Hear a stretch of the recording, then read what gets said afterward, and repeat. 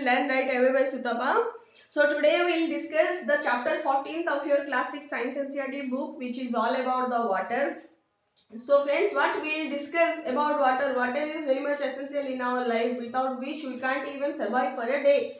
So without food we can survive, but without water we can't even imagine to survive, right? So water is very much essential in our life in many purposes like drinking, bathing, washing the clothes, cleaning the home, making the food, everything, whatever you can think, that is possible because of the availability of water only. If there will be no water, then we can't drink, that is another matter, but first of all we will not able to make our food also.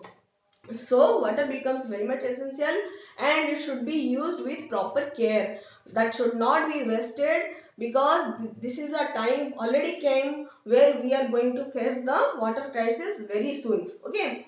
So friends, water is very much essential to our life. It is an essential component of our body also, because our body contains 70% of water. Even the earth, where we are living, that is also containing the 70% amount of water and 30% of land masses. Okay, so 70% of water means in the 70% of area of the earth is water, and in that amount of water also we are not having the water which is fit for drinking. Means out of that 70% of water, if we will consider that as a whole mass, then from that whole mass also 70% of water is like saline, means salty water, and only 30% of water is about to sweet water. Okay, so out of that 30% also 29 point something percentage is there in the ice caps in the form of ice,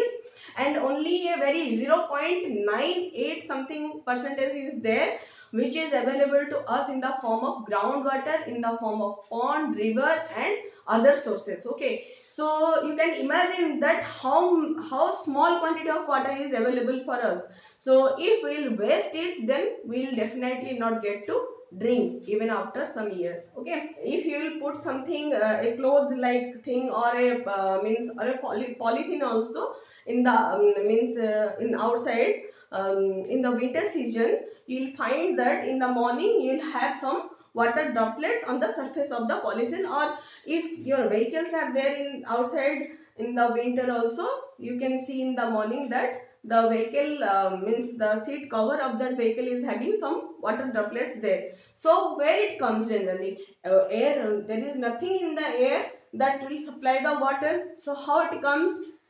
In the bathroom we are having water. How? From the tap water, means from the tap we are collecting the water. In the kitchen also we are having some source, but where it comes in the atmosphere, that may be a question. Okay, so generally in the atmosphere there is also water present, but it cannot be seen as it is in the form of gas. It is in the form of gas, that is called as a water vapor.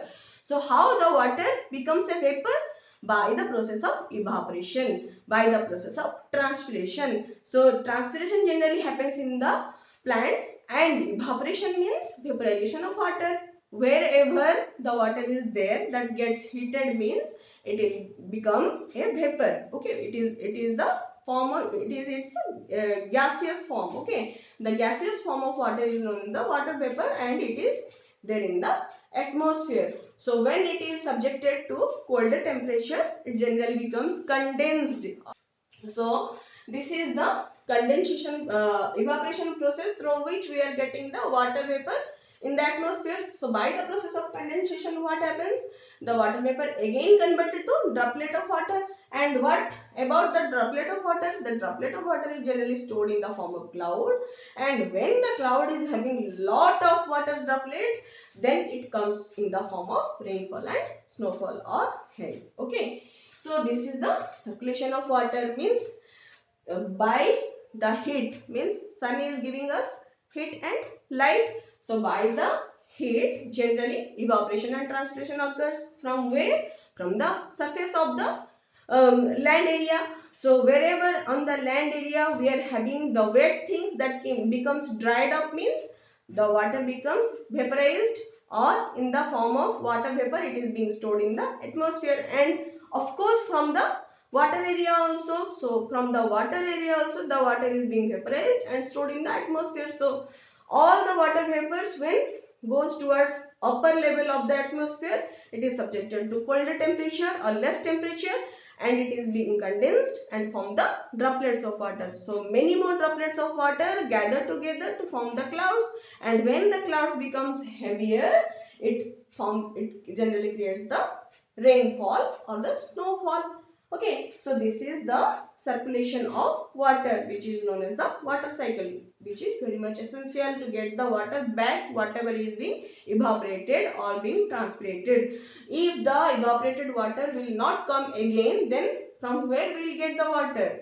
There will be no water anymore. Okay, so we have to get the water whatever be evaporated. That is possible because of water cycle only. Then if there is excessive water, you all know that excessive water causes flood, and if there is no water, obviously there will be drought. Okay, so then we have the limited of water. So to be escaped from this type of scarcity or this type of crisis, we have to consume the water very carefully, and it should not be wasted anymore, because the available of water for our purposes, for our daily purposes is very much small quantity on our earth surface. As we can't use the saline water for our daily purposes because ocean is having a lot of water, but that couldn't be used for our daily purposes. Only the very small amount of water which is available in the form of groundwater or in the ponds or in the rivers, that should be used for our daily purposes. So we should be very much careful before wasting the water. So this is all about today's chapter. So friends, I think you have been liking my videos. If you are liking my teaching, then please share, subscribe with your friends, and don't forget to like and press the bell icon also. Okay. So thank you so much, and watch till the end. Don't miss out in between. So meet you in the next session. Okay. Thank you so much.